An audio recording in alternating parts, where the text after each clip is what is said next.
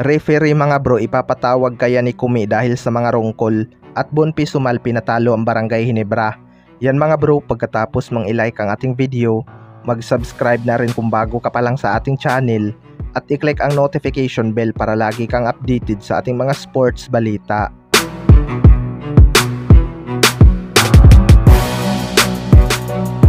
So napakainit nga nang naging laban nitong Barangay Ginebra at Inlex Road Warriors mga bro. No bearing game na nga ito para sa Barangay Ginebra dahil secure na sila sa number 2 spot. Pero maraming ang naging controversial call sa laban na ito mga bro. Unang-una nga dyan yung half step ni Stanley Pringle na tinawagan ng traveling. Kahit nga si Coach Timcon ay nagulat sa tawag na yun kaya pinareview niya ito. Kaso unsuccessful pa rin kahit klarong-klaro na half step talaga yun mga bro. Matagal na nga itong ginagawa ni Stanley Pringle pero ngayon nga lang ito natawagan ng travel. Sunod naman ay yung naging side step ni Scotty Thompson. Dito mga bro walang question, parang travel nga pero hindi naman tayo expert para pangunahan ang referee dito.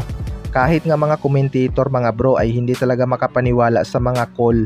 Kaya maraming ang nagsasabi na dapat ipatawag ni Kumi ang mga referee dahil sa mga wrong call. Nakakasira din talaga ng momentum ang referee mga bro. Pero din naman talaga maiiwasan yun lalo na't mahirap din talaga makita ang ibang violation kapag hindi i-replay. Kaya nga may coach challenge. Sa kabilang banda naman mga bro, Bonpi Sumal pinatalo ang Barangay Ginebra. Napaka-intense nga nang naging ending ng laban kung saan kumayod nga itong mga role player ng Barangay Ginebra mga bro.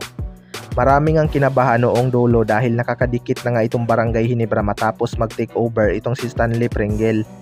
Grabe nga ang ginawa nito both offense and defense mga bro. Isa talaga ito sa dahilan kaya nakahabol ang Barangay Ginebra.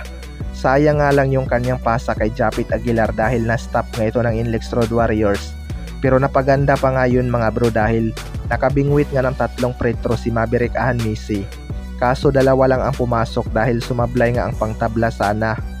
May chance pa naman sana na maitabla ng Barangay Ginebra ang laban matapos din sumablay ni Baser Amer ng isang free throw.